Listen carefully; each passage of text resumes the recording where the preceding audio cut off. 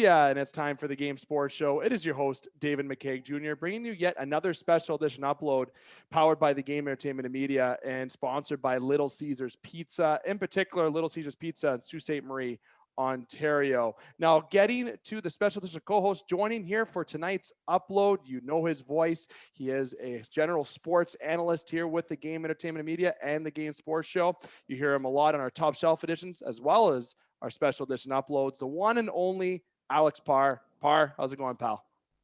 Doing well, man. Still nursing the Leafs blues, but here I am. The show goes on.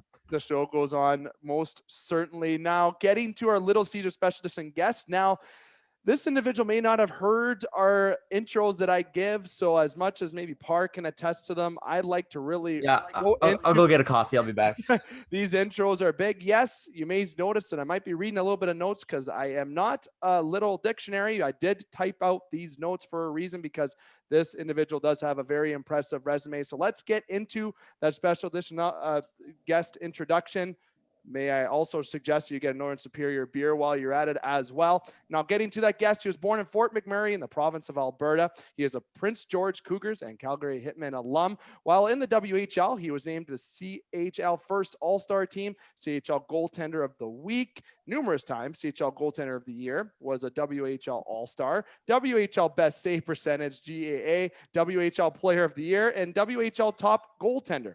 The 4 Broncos and Del Wilson Trophy, respectively, for those. He's also Canadian World Junior Goaltender alumni in 2005-2006 season with, of course, winning the gold medal that year and having the best save percentage in the tournament. He also represented Canada in the Spangler Cup. He was drafted 3rd round, 90th overall in 2004 to the Toronto Maple Leafs. He played in the East Coast Hockey League, American Hockey League, National Hockey League. He played in Italy, he played in Sweden, played in the KHL, and most recently with the DEL. The DEL is currently where this guest plays. With 7 games in the NHL with the Toronto Maple Leafs, combined with other leagues, he has totaled over 560 professional games that he has in between the crease. Now, another fun fact for you, this guest in 2014-2015 had the SHL Save of the Year and was AHL Player of the Week in 2009-2010. Now, why am I starting to lean towards this in the conclusion of the introduction, bringing up the AHL Player of the Week? Well, that announcement was on February 14th, which was Valentine's Day. Don't you love it? Yikes. Brutal pun right off the hop. Well, I can tell you what is not brutal. It is this guest. He's a stud of attendee and very excited to have him on. Justin Pogge. Justin, thanks for coming on the show today, pal. What an intro. Wow, that was in depth. Yeah. Made me feel good about myself there. Definitely have a good resume there, my friend. And for real, I like getting into these introductions a little extra. I wish I could say I memorized that, but come on, everyone know I'd be bullshitting if I said that. There's no way you could do that. Did you go That's that too far? long of a list. I've been around too long, huh? Dave, did you go that far to make a Valentine's Day joke? I had to. I noticed it on the internet where it had in brackets February 14th. I've never seen that. So I was like, gotta love it, right? Hey, you nailed it. You know, one thing I do love though is the stash, and for real, I get that, and my fiance tells me to basically hit the curb when I got one of those going on. So you know what, you pull it off real nice. I thought I'd flat out. My wife would tell me to hit the curb if I didn't have it. So opposite. There you go. Yeah, it's been around. It's been around for a while now. So awesome. Got to keep it going. Yeah, most definitely. Now, let's get to the icebreaker part of the show before we dive into our topics. And I want to dive into outside of hockey. Like, who is Justin Pogge? What does Pogge enjoy? What does Pogge essentially do besides stopping rubber in the crease or, you know, being player of the week on Valentine's Day? Like, let's educate our listeners about who you are outside of the rink. Because you know what? Everyone that follows you and also knows about your hockey past has certainly followed you on the ice, but we never get to have that in-depth discussion potentially about what you like to do off the ice. Now, I can talk about what I know about through your social media and just kind of through our conversations, but essentially I think it'd be better that it comes from you to dive into what you enjoy to do the most, essentially. No worries. Yeah, I mean, it's been a whole lot different pre and post pandemic, and you know, I'm used to getting out there and being outside a lot.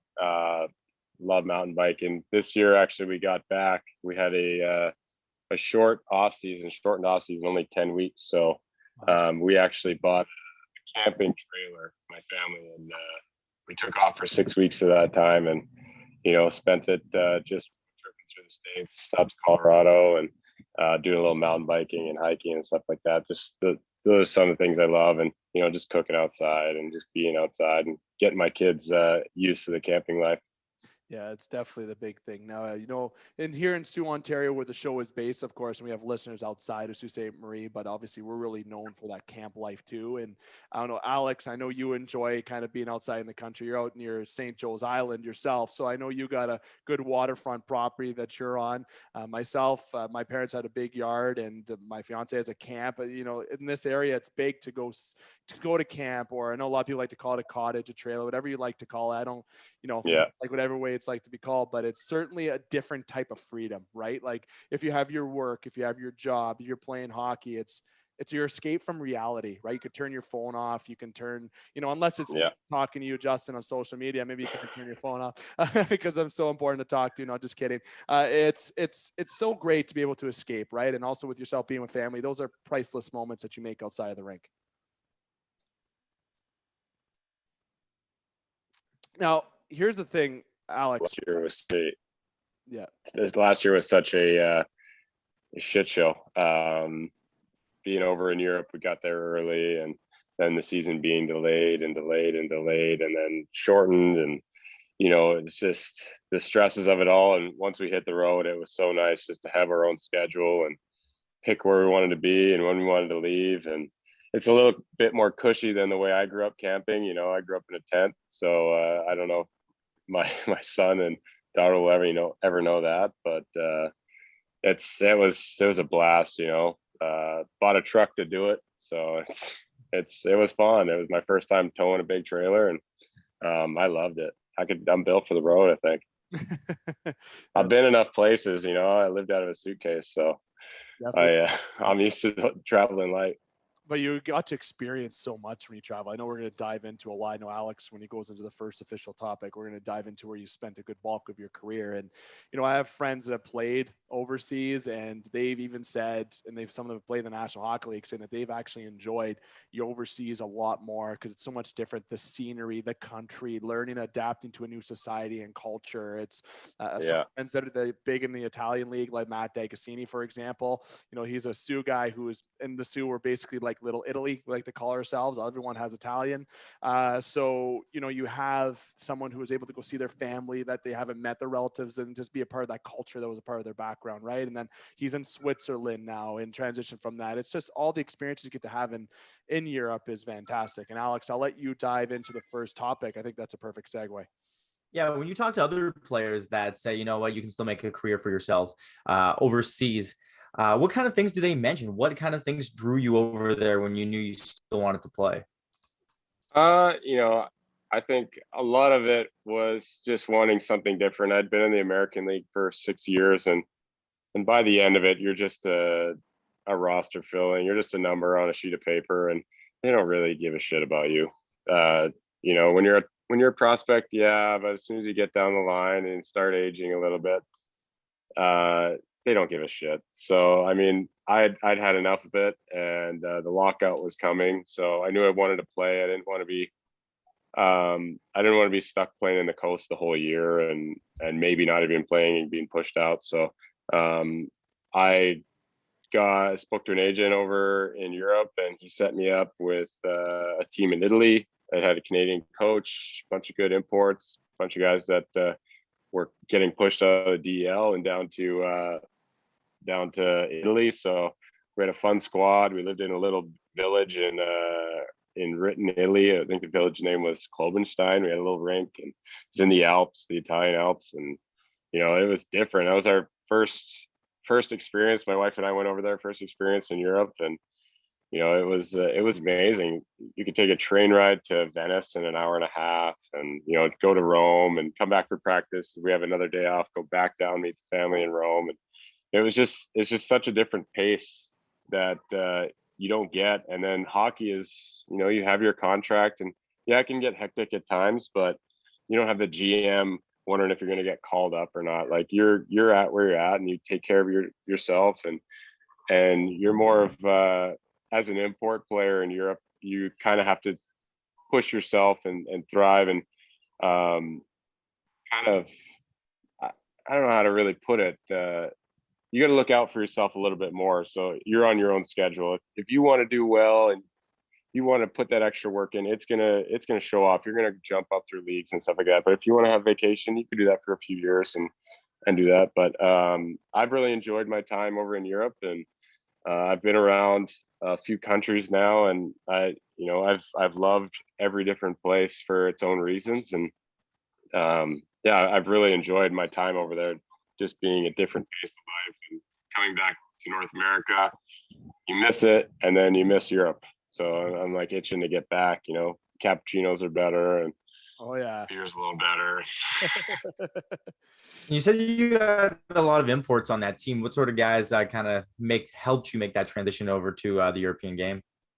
We had a lot of veteran guys like TGEM, Ryan Ramsey, just a bunch of guys that had spent time. They'd done the American League.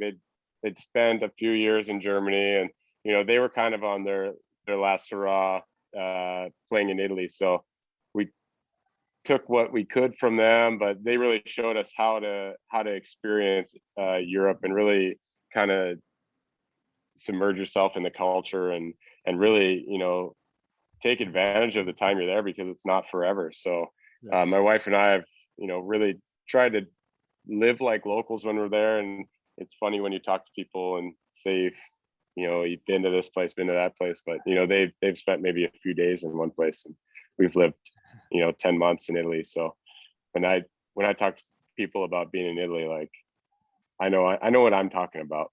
Yeah, literally. And you mentioned there was Italy, countries that you've been with: Italy, Sweden, Germany. And you know what? Like, I've heard mixes, right, between different leagues about what fans really stick out to you. And I know I'm kind of putting you on the spot because you're still currently playing, but is there a fan base that surprised you? Like, obviously you come from North America, you got drafted by the quote unquote hockey mecca of the world. We won't even dive into what our feelings with that, Alex, but nonetheless, you have the different countries there where I've had friends playing the IHL for Europe, and the fans are just obnoxious, right? It's like you're at a soccer game. But between Italy, Sweden, Germany, is there a fan base that surprised you the most in terms of fan loyalty?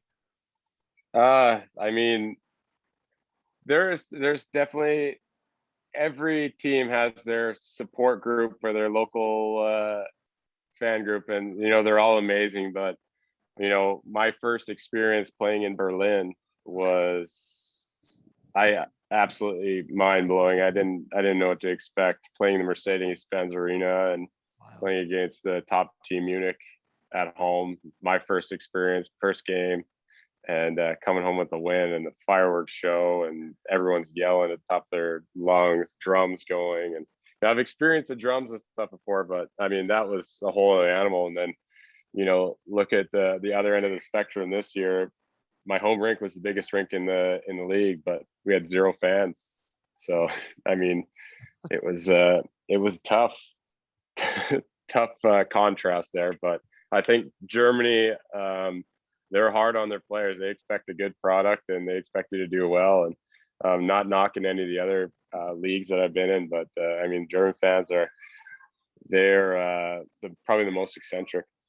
Not surprised. A fireworks show. I know I saw your eyes light up there, Par, because fireworks shows should be something North American teams bring into, because that's absolutely unbelievable. I don't know if you're going to catch the arena on fire or what's going to happen. You know what? I'm not a fan. Not a fan. Really? They used to do it in Chicago. I think they still do it in Chicago. The owner in Chicago for the Chicago Wolves, he likes to spend his money on fireworks, and the fucking smoke is in the arena halfway through the first period. It's the worst thing. It just smells like sulfur. We played playoffs against them when I was with the Marlies, and we ended up losing to them. But having to go there and just experience that smoke every single time, and I couldn't stand the home that. They need a better ventilation system for sure. Health and safety concerns there. Where's the health and safety over there? You got to get some Ontario health and safety laws down there. But you speak of Europe, and I was attracted from one you mentioned in Berlin. I think that's where you played with James Shepard and Maxim Lapierre, I believe, was there, and the Hawks prospect Lucas Reichel. Did you that seemed like a pretty deep team, like from that perspective. Everyone remembers Maxim from playing in Montreal. And of course, James Shepard was a top 10 pick in the NHL when he was drafted. And obviously, Lucas is a guy who's still coming up the ranks with Chicago, which I would expect would be a full-time NHLer in the very, very near future, if not by next season, especially the way the Chicago Blackhawks are trending in their retool, if you will. So was that maybe the deepest team that you've been a part of, or was there other teams that, maybe because these names weren't there, like there was better all around teams that you've been on? No, I think that I mean, I came in January 1st, and I clicked with that group right away, and that was the one team I've had in my career that I knew we could win a championship. And like we had everything. We had skill, grit, solid defense, great coaching, and I felt like we had everything in our hands, and we were probably the biggest team in the league. We had PC Labrie as a winger, and crushing guys, big D man, and yeah, they ended up winning this year. So I kind of a little butthurt about that. But yeah, it was awesome. It was such a good group of guys. I mean, they took me in, and I had a chance to showcase myself and got another 2 years out of it in Cologne. So I'm very grateful for my time there. And just the stupid Corona came in and took out my dreams of winning a championship. But yeah, it was a great group of guys. I mean, Laps was a hell of a leader, and Sheps is just the best DJ in the world, I think. What's his tune? What's his go-to tune? Is it Barbie Girl by Chant? It is a constant organic flow of just good jams, and you can make requests. It's not jealous. He'll throw something new in. He's the best DJ I've ever had in my career. Wow. I tell him right to his face. Wild. Okay. I can imagine some of the people that like to hold the microphone, the DJ system. Like I can just imagine some guys would hog it and play some garbage tunes. So That's good to know there's some contrast there with. Yeah, there's some light at the end of the tunnel there. There's a lot of junk out there, but well, who the best DJ was? Who was the worst DJ? Oh, there you go. I won't throw that out there because no, good guy. Good guy. I don't want to hurt feelings, I've had mine. I've thrown my iPhone on there, and I get chirped a lot just because I'm very random with what I listen to. I listen to everything. So when I put it on shuffle, it's not one genre. You're afraid of what's going to come on next. I really just like putting my phone on shuffle. I'm the same way. I like any kind of tunes. You might hear some Ariana Grande, or you might hear some AC/DC following that. Like it's literally, it's literally a main mix. But here, giving some Ariana Grande some love here on the show. But nonetheless, you this upcoming season, what's the plans for you? Like, how's it working? Do you go you got to re-sign a contract? Like, I didn't dive into that much statistics on your background. I thought I'd give you the floor with this upcoming season. Well, I got second year of my 2-year deal in Cologne, so looking forward to getting back there. And kind of bouncing back last year was just, like I said before, an absolute shit show. And I'm looking forward to having a better year. And the club, I think the fans there, they deserve a better outcome from what had happened, and being able to see games that this thing kind of settles down. And I really felt for the fans. They love their team there, and they were forced to watch it on streams, and it's just not the same. The atmosphere is not there. And it wasn't the same hockey. It didn't really feel like a regular season. No, I bet not. Now, Alex, I might be taking your thunder with this point, but the Save of the Year award, I saw it on YouTube, and you were against Michael Telquist, which is funny. Yeah. Some Leaf alumni ties in there. Oh yeah, that's true. He's my buddy too. Yeah, and it was good. He was my training camp buddy. And I watched on YouTube, when I watched the award, I watched the comments, and your name invaded it. Okay, everyone was saying, I didn't understand all the language. Of course, I had to hit the Google Translate, if you will, to understand what everyone was saying. But everyone was saying Pogge, Pogge, Pogge, Pogge, all the way down. I think Telquist only had maybe one vote out of the 30, it seemed like, on that comment. And the save was pretty wicked. And, you can check it out on YouTube. You can just type in Justin Pogge Save of the Year. It comes up. So how did it feel to get an award award like that? Like, is that an award where you can go to your buddy like Telquest and be like a little flex, if you will, or how's I don't think I could ever flex on Telly, but he's too nice of a human being. But it meant a lot to me. And I was in the running the next year too, not to pump my own tires. No, it was amazing. I think I won because I had 5 saves and he only had 1. It was a 5-save sequence. So, and I ended with a pad stack. So, I mean, the style points are just out there. Off the charts style points. It was against a rival. It was like a highway series against Orbro. And I think I might have got a shutout that game. So this is pretty big deal.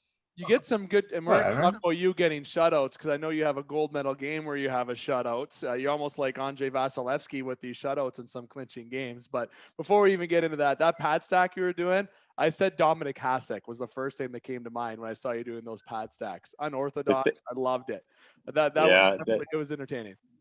Yes, I was. I think people in Sweden liked me because I wasn't just the standard Swedish goalie. I was the only North American goalie for the longest time in that league, and I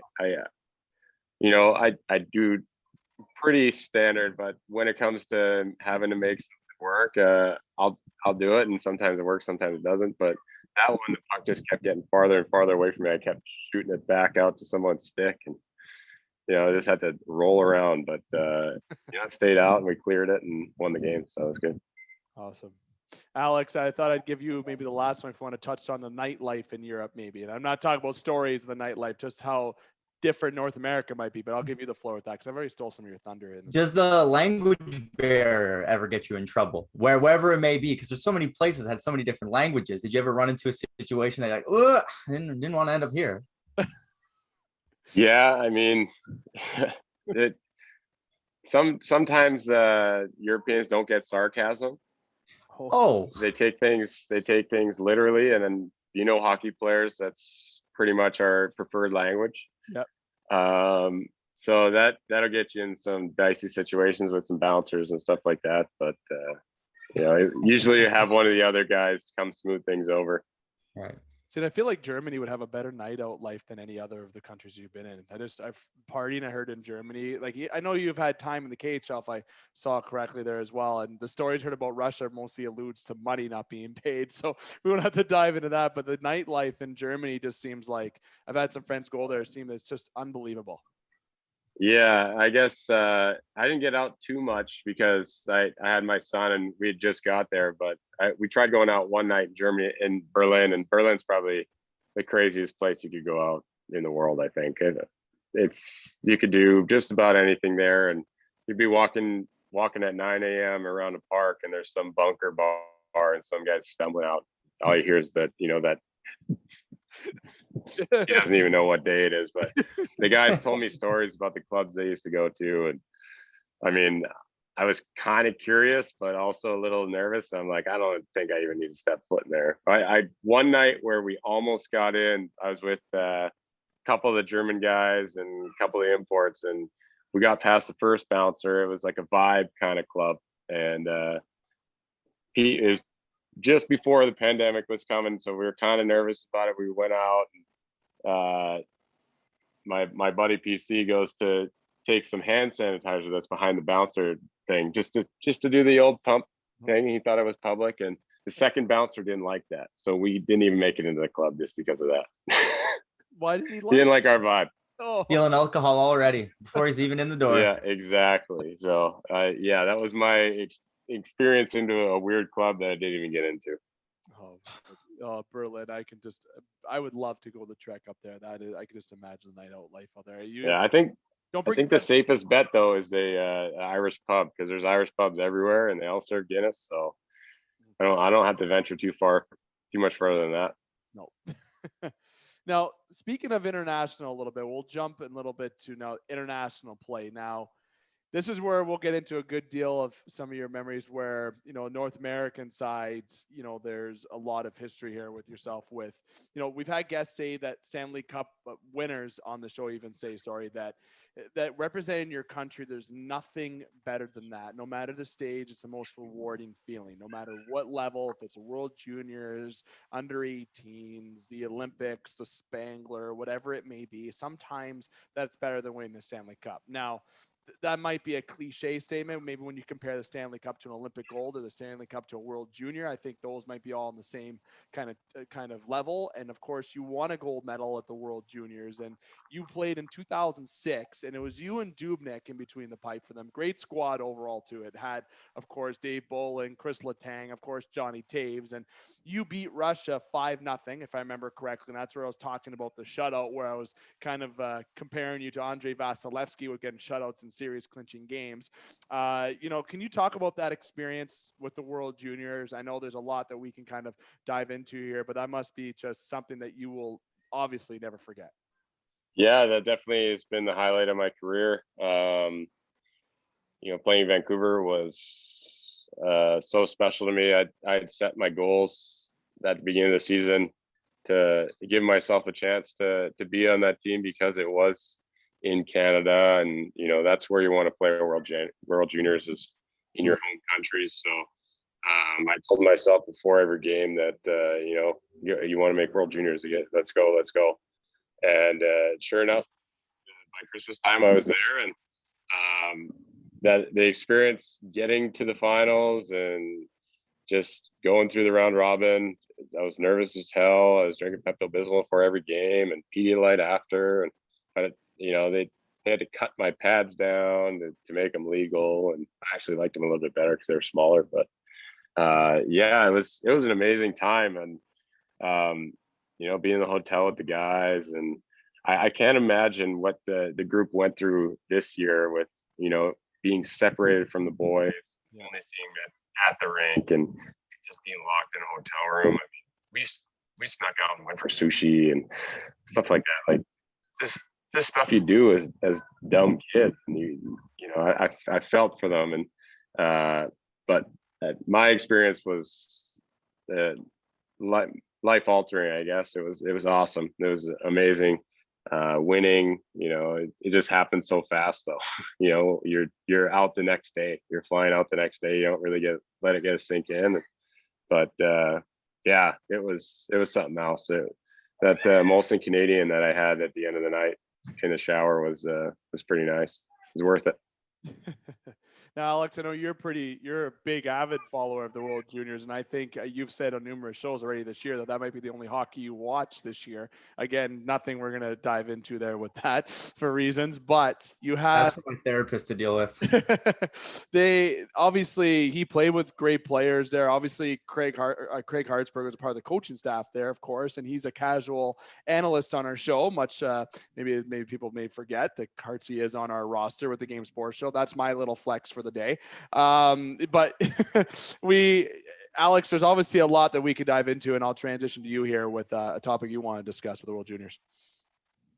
Yeah, I mean, just what's the moment that sticks out the most? And maybe a second part of that question is, you said how good Berlin, probably the loudest arena you played in was for the World Juniors, considering you have everybody there cheering for one country. Oh yeah, definitely, by far. It was nuts. Like there was a Pogge chant going on, the anthem at the end, just going out for warm-ups was, bone chilling. And, you had to show up. I was literally shaking before every game, but I had Paul Maurice tell me one time in training camp that, the days that you're the most nervous are usually your best days. So, I took that to heart, and, I wasn't scared of it. I more embraced it. And it was such an amazing feeling, and being able to win and with those guys, it's amazing. I lack of words. Literally. And Paul Maurice, a Sioux native as well, and friend of the show as well. Another flex. That's 2 straight flexes in a row for me. Yeah, one of my favorite coaches. Oh, it's guaranteed. Wow. Yeah, and you know what? I can even tell from interviewing with him before, just knowing him in conversations, people see him on the television as a serious, deep talking coach, right? But you get him talking, he likes fishing, he likes having the odd brew like everybody else does. He's somebody who actually has been told by me or by other people that he's a player's coach, that he's actually, he looks out for the best interest of his players. And I know there's been a lot of criticism with him in Winnipeg that, they haven't had a lot of success in Winnipeg. And there's been him and Cheveldayoff as guys that they put on the stick.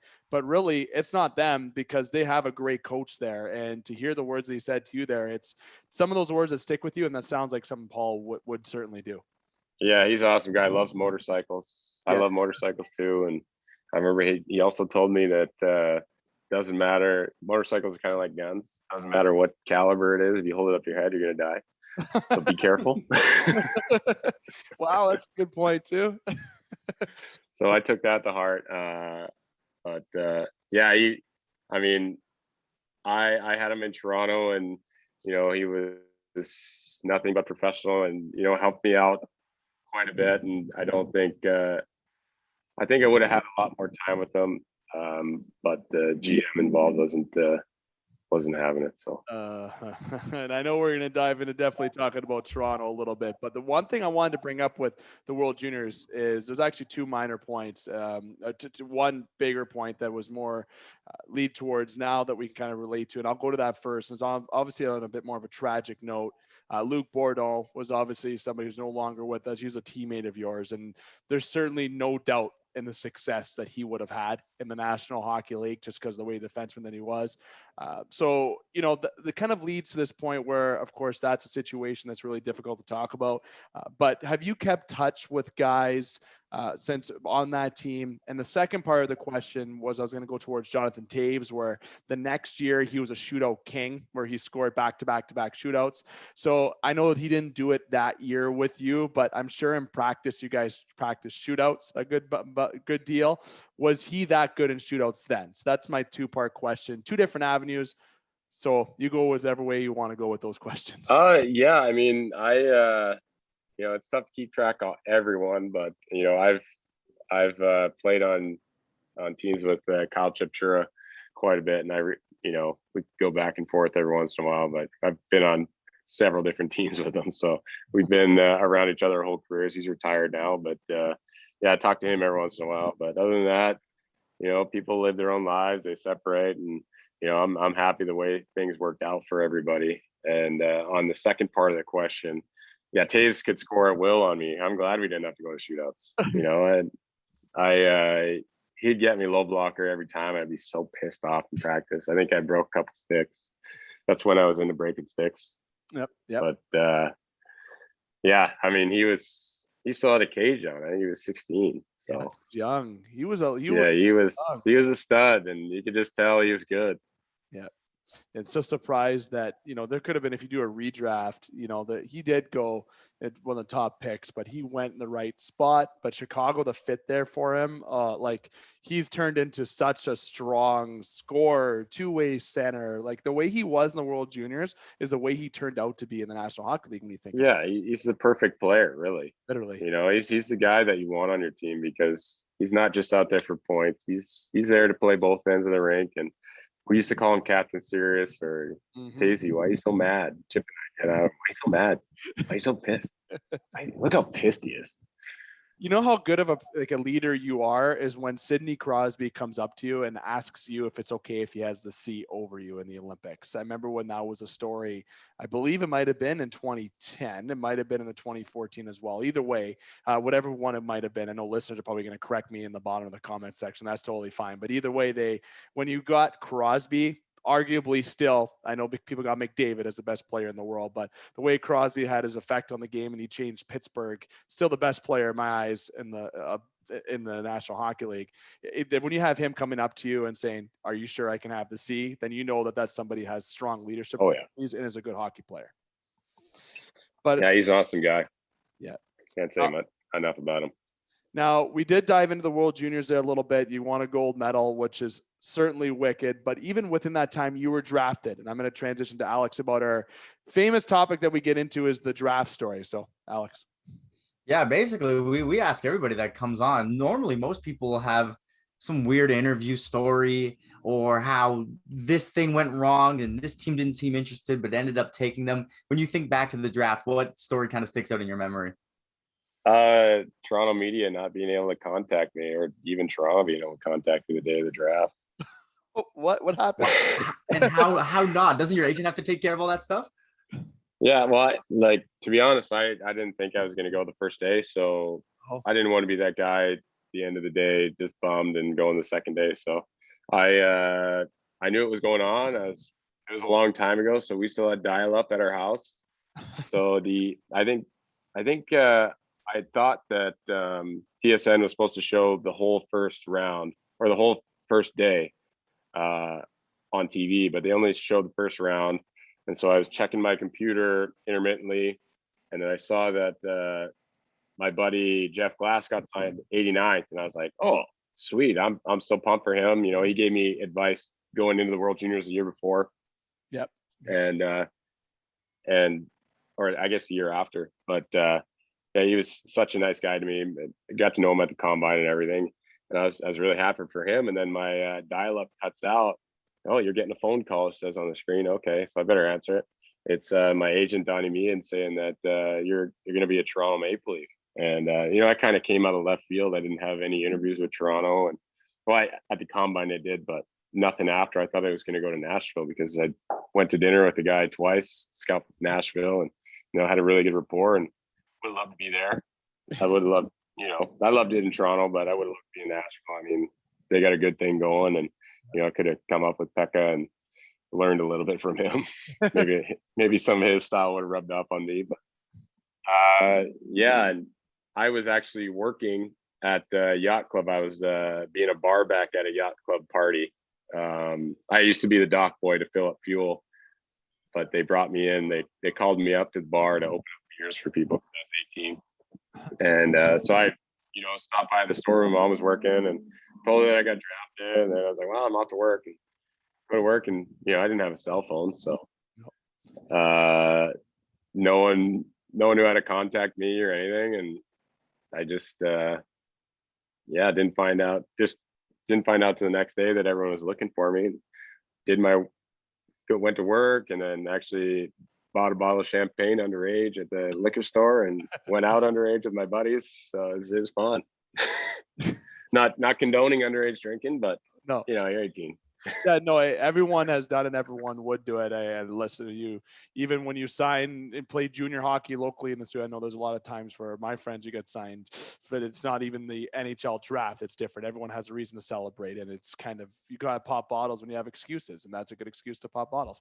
Yeah. Now, I should say it wasn't champagne. It wasn't from France. no, now you get drafted by Toronto, okay, and this transitions nicely into the next topic we'll get into with the Toronto Maple Leafs. Okay, so you start with the Marlies, and let's just flat out say, with your time with the Marlies, Justin, and I'm a straight shooter, and your statistics were fantastic. Okay, so I just want to know, what was the expectation from Toronto? Because obviously there was a trade between Boston and Toronto that traded a young prospect goaltender named Tuukka Rask to Boston for Andrew Raycroft, right? Raycroft coming off a strong year in Boston, Calder winner, you know, obviously. And in Toronto at that time, you had, in your time there was goaltending things that we'll bring up. Okay. And I think there was one goalie that I'm very envious that you were beside at one point, was Curtis Joseph in a particular way. But, you know, going back to the point of the Leafs management, what was the expectation? You know, you get in touch with them that first day after they finally got a hold of you 24 hours after, leading up to when you started playing for the Marlies. What did they tell you had to work on? What was Leaf management like to deal with at that time? Crickets. Just Really? that there was no expectations, no added pressure. Just I had one meeting 2 years later when Brian Burke was GM, saying, you know, you're a good goalie and we're just looking for that X factor. But that's about it. I got told by what was his name? Ron Wilson. Oh. He said, if you were a D-man, you'd be staying up, but you're not. So we're gonna send you down.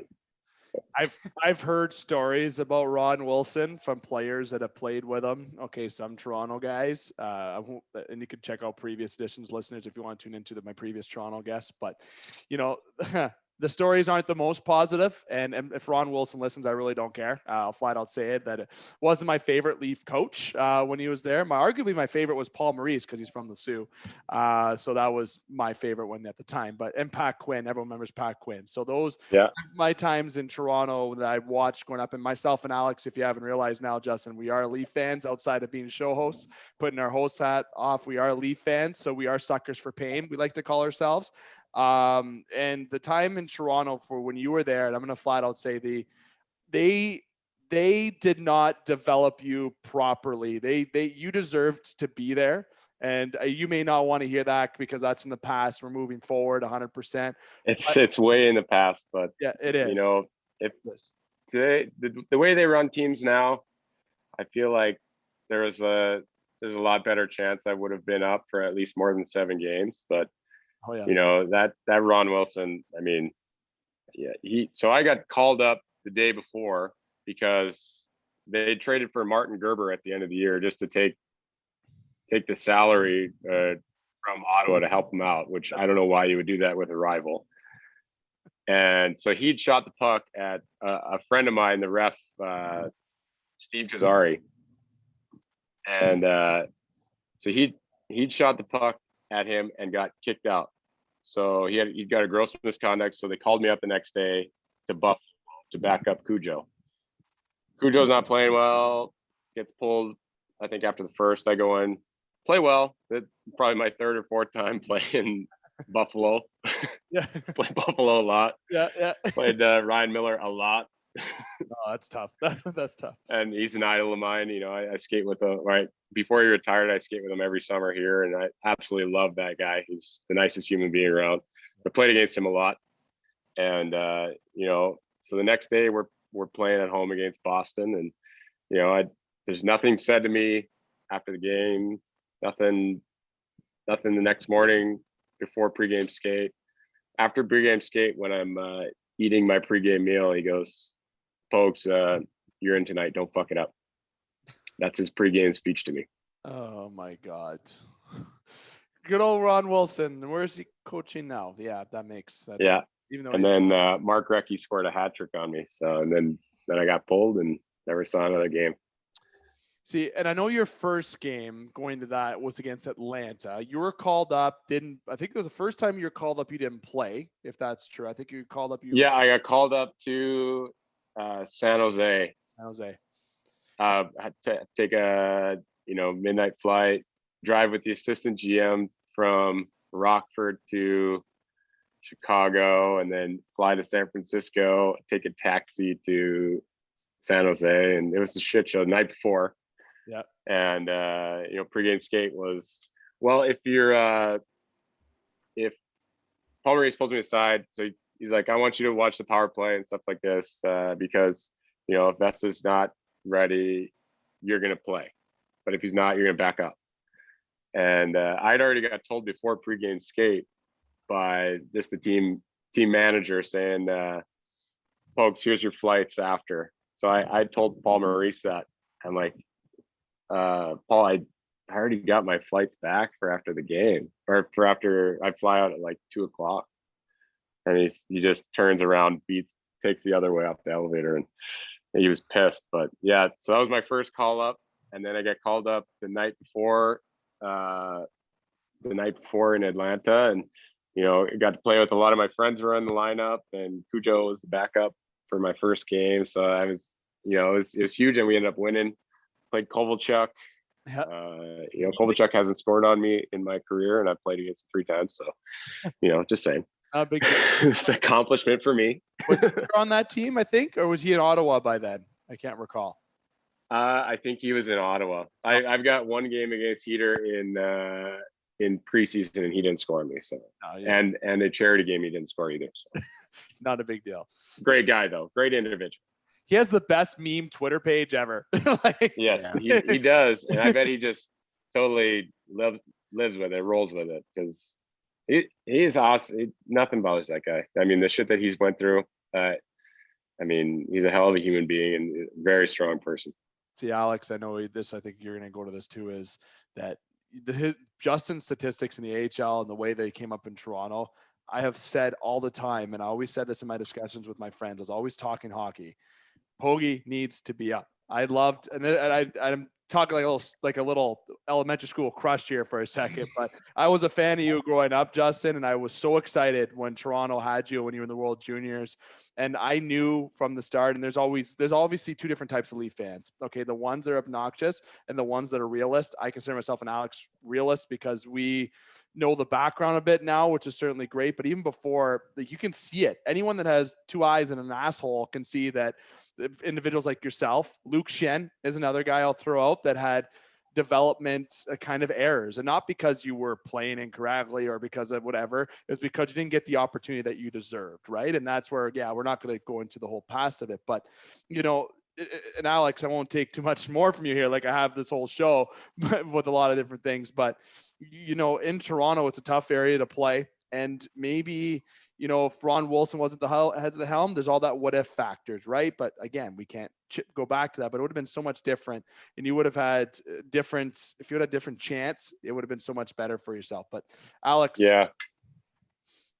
Yeah, like what was your welcome to the league moment when you get called up? Is it going down the tunnel? Is it when you take the ice for warm-ups, or what was the moment where you just said, "Holy shit, I'm here"? You know what? I think it's that first time you pull that sweater on, you look down, and you got a Maple Leafs jersey on. I mean, it's the same with Hockey Canada. As soon as you put that Maple Leaf over your shoulder pads, and you're it. You did it. You're there. And once you're in the game, the game's a game. It's just like every other game. Guys are a little better. When you realize that you've achieved your goals and you've got to somewhere where you've dreamt about your whole life, and it's a stunning moment in your life.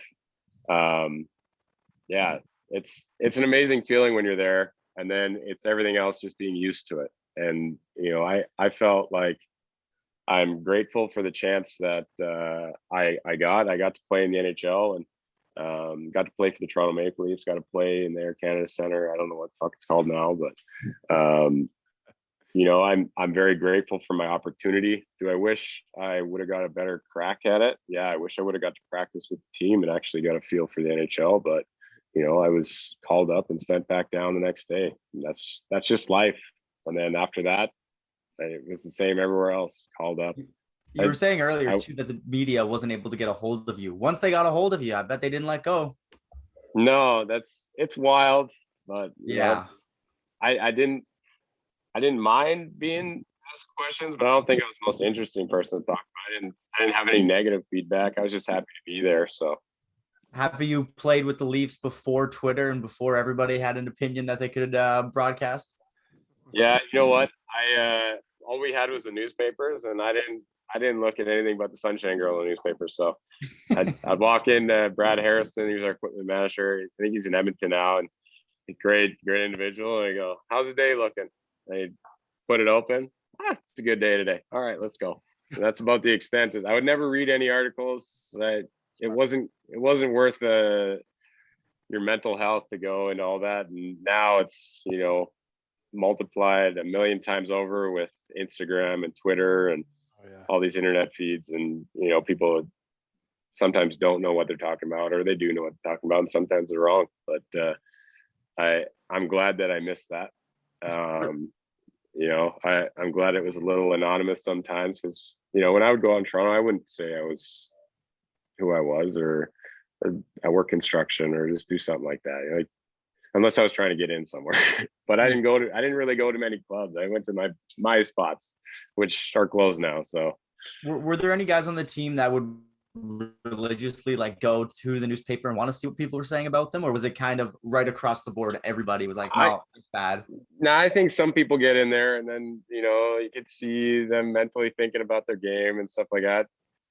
I wasn't one of those guys. I know when I played bad. I know when I played well. And sometimes you play well and you lose, and sometimes you don't play well and you win.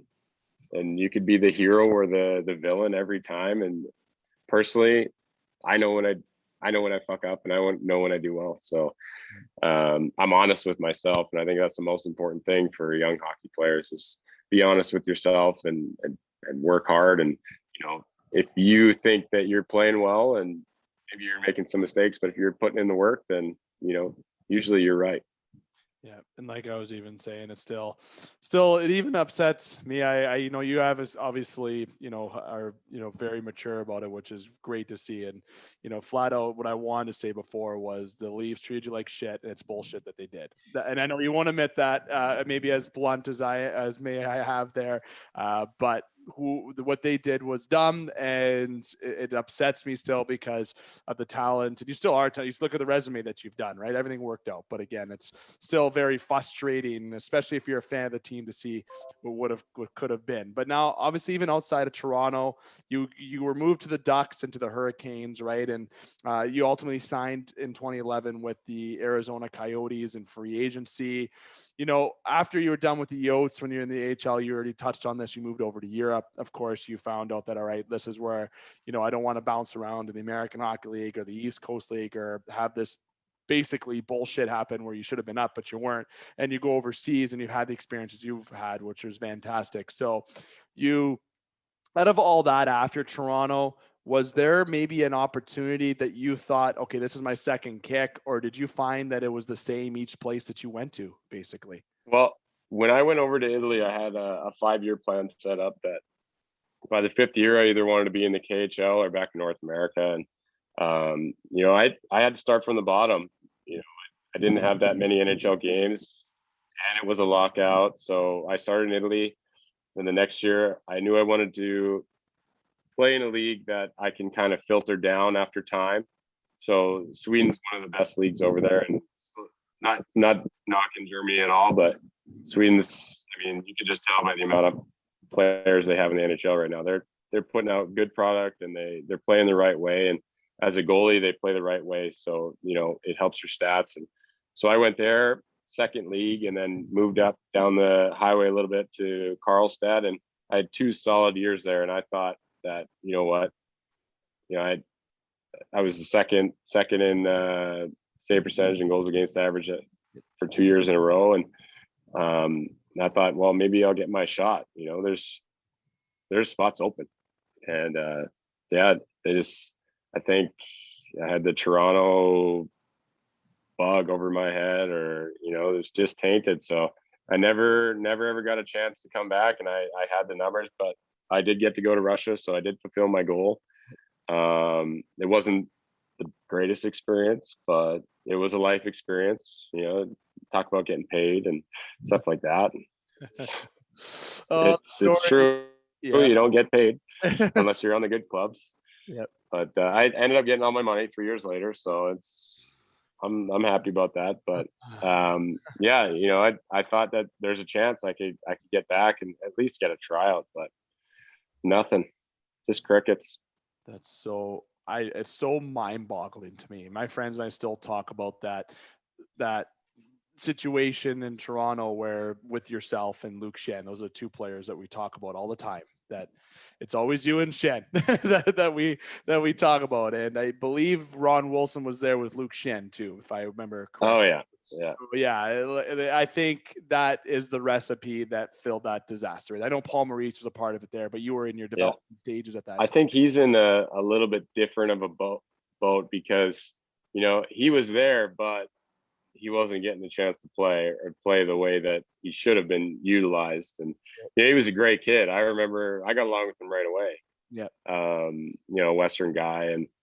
And he just wasn't utilized. And then you go and see what he does everywhere else. He wasn't the D-man that was going to score 100 points. It's not him. He's stay-at-home D. He's block shots. He'd play the gritty game, but sometimes we look past that characteristic, and we all want guys that can score 100 points, but at the end of the day, you don't make it past the first round. So. No, and they still don't. And the thing is, it's funny, but it's also extremely painful. And I'll say the worst general manager in Leafs history is John Ferguson Jr. Okay, and not because of trades, not because of trades that happened, not because even players that he's drafted. There's actually been some that were good, of course, but just his role. And that's my flat out thing. I won't shit talk Leaf management too much because I feel like they might show up my door, especially since Dubas is from the Sioux and also know him on a level. So I will keep that on another level. But you, Alex, I don't know if you want to dive in a bit more with the National Hockey League before we dive into our conclusion portion.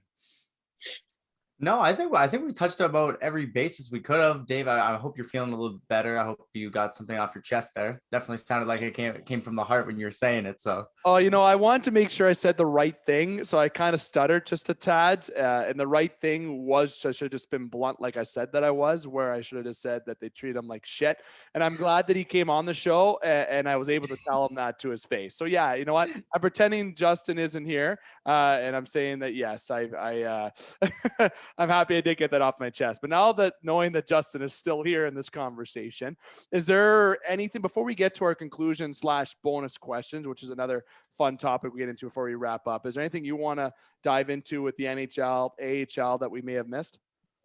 No, I mean, it's funny to every year, I go on Twitter every once in a while and put in my name, and it's still the same talk about the trade for Tuukka Rask, and I was everyone just could fuck right off. It was They traded for Andrew Raycroft. Why wouldn't you have two good goalies? There's two spots on a team. Exactly. Exactly. So that's just what I want to end with on that.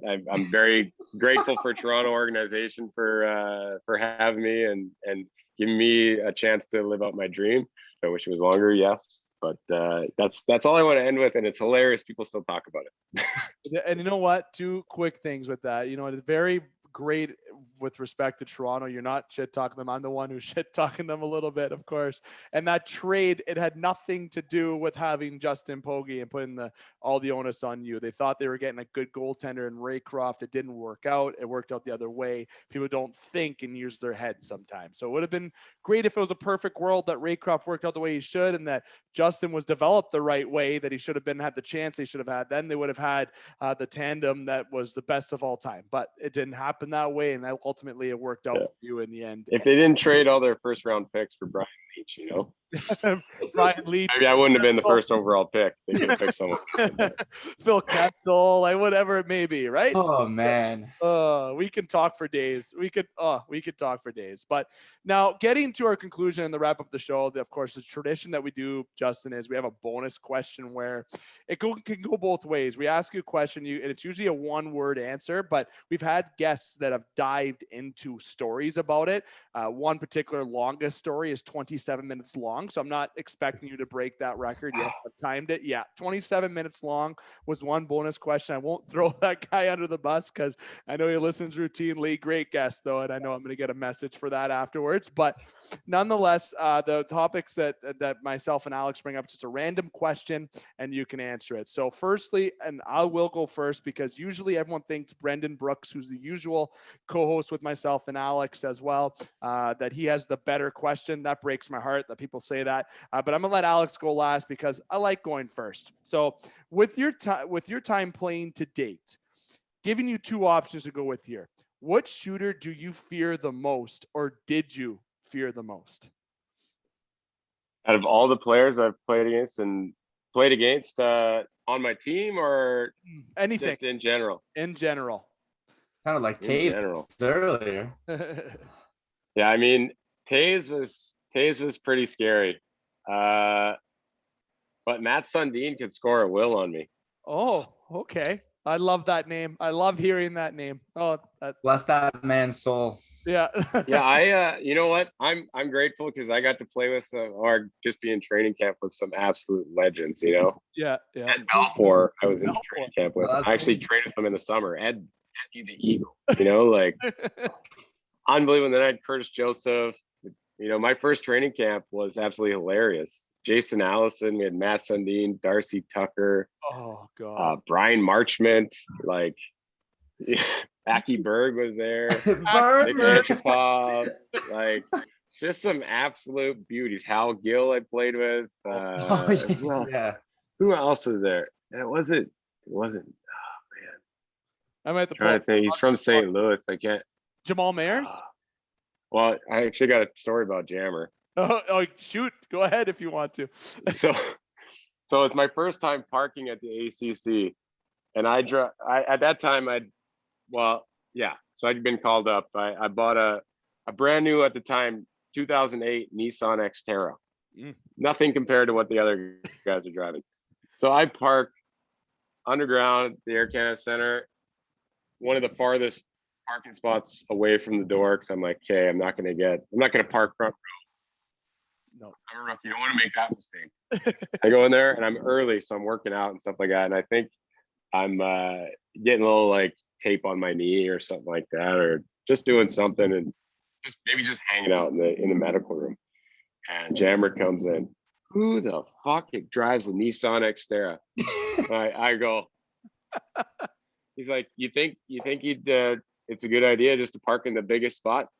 I'm like, he has like a big SUV, probably an Escalade or something like that. And I'm like, oh my, what can I do right here? I'm sorry, Mr. Jamal. I'll go move it. Max fine. And I think the guy from St. Louis maybe been Alex Steen. Steiner was a great guy. No, older guy. He's from St. Louis. He's an American. I'm trying. Dave, I got this. Not Lee Step. Not Doug Waite. Jason Blake. Nope. No, I played him too. He's from Minnesota. Yeah, he's an individual too. Yeah, he is. Kip Stapleton? No, and he's from Chicago. Love that guy. He's from Illinois. We're just firing off. Is it Chris Hansen? No, he's from New York. He's like a legend. He's like, oh, man, why can't I think of his name? I think he was in. Never mind. I don't even know. But a bunch of Hall of Famers I get to play with, and I'm totally grateful for that. It's today's age would never happen, where you're going up as a 20-year-old and the other goalies are 40 and 35. That won't happen anymore. As much as I would like to be that 40-year-old, it's not going to happen. No, and you know what? You have guys like, for example, Carey Price, right? Pekka Rinne, who just at the time of this recording just essentially announced his retirement. It comes down to that. Those are different breeds. They don't make them like they used to. I still consider Price into that era where now if you look at today's hockey with the younger guys, I'm very interested to see how like McDavid can keep up with the speed that he has, and like goaltenders that can keep up, the big goaltenders that are known right now, if it's going to change, because all the training is so dynamic. But it's unbelievable. It's literally unbelievable. Par, I'll let you go to your bonus question. My question went elongated there. I like it. Expanded to something else there. I love that. Try to help you out. Fill up the I'm air. Not very long-winded, but no, you're good. You said you played Ryan Miller a lot, but when it comes to goalies you played against, who was the one goalie that had the most difficult time getting a win against you and your team? I'd like to say I beat Ben Bishop one time. So I'll give you that. I had that going for me. I loved what he did with his career, and I was pumped to beat him. Absolutely pumped. I think I beat Corey Crawford once in Rockford. But yeah, that's about it. I think I beat Telly a couple times in Sweden, so I'm happy about that. Nice. But yeah, I don't know. It's tough to look at the other guy down the other end. Right. Yeah, no, it is. You know what? Being a goalie, everyone says they're different breed, but we've had some good goaltenders on the show, and that's yourself, Jason Picascio, Scott Darling, who was an absolute beautician. Charles is a beauty. Yeah, he's a great guy. Parr asked him, he said, so why do you think, so something about Carolina, and he's about his stats. Oh, yeah. And he goes, well, so Scott, why do you think it wasn't a good thing, Carolina or something? And Scott goes, why the fuck do you think? That's one of the iconic questions on the show. But they say goaltenders are beauties, but no goal. If anyone has the balls to stand in front of rubber and stop a puck, okay, you're an absolute beautician, but a legend, because you're the last line of defense and you got to build a team from the net out. That's what makes success. Just look at some teams, especially one team that made the Cup Finals this past season, that was built from that perspective. So goaltenders are heartbeats of a team, and they should be given more credit. I couldn't agree with you more. Now, Justin, this has been a great show. Glad they were able to have you on, and all your answers were great. Just so you know, we love all of that. I want to say thank you and to have you on the show. We'll touch base again in the future sometime. I'd like to keep track of you going on to the season. See if you have another save of the year come up or something. Maybe this will be the year that you can take a championship home. Yeah, you know what? I got a few more left. I got some. I still got some tread on these tires, so I'm 35 and staying alive. Love that. Love that. Par. Yeah, no, thanks for being a good therapy session for Dave. I feel like he's going to have a way better week going out. So just Got a thanks little for weight being on off the shoulders, huh? Yeah, he's able to finally let it out. And I could tell it was eating at him. So thanks for being that for him. Oh, thanks, Par. No worries. I'm glad that it all worked out and we could make this happen. You know, the token one podcast a year is good for me. It keeps me relevant. As you said, you're still on Twitter. You're still trending. You're still trending. Yeah. I'm not very good at social media, but yeah, I try. I'm more of a scroller than the active. You know, be a part of it. And it's good. This has been certainly fun, and hopefully all the listeners enjoyed it. And again, thank you to Justin. It's been great. And, you know, hopefully going forward that people that are developing prospects, give them a chance when they deserve it. That's the message of this interview. We'll keep it at, okay? But everything's great. Looking forward for you. Still got a lot of years left. Excited to keep track of that for yourself. And again, thank you, Alex. Thank you. All the listeners, make sure you hit like, follow, and subscribe on all the platforms of the Game Sports Show and the Game Entertainment Media. And trust me, we are everywhere. Okay. I'm not going to go through that list because we don't have that much time. There's so many platforms we're on. Just search us, social media, on anywhere you get your podcasts. Just get on there. And if you want some great content, not being biased here, even Justin will attest to this. We got some great content, great interviews, great news shows, all fantastic stuff that you do not want to miss out on. Now, getting to the conclusion, I would like to remind you to keep your stick on the ice, swing your bats, catch your touchdowns, drain your threes, and shoot your shots. Booyah.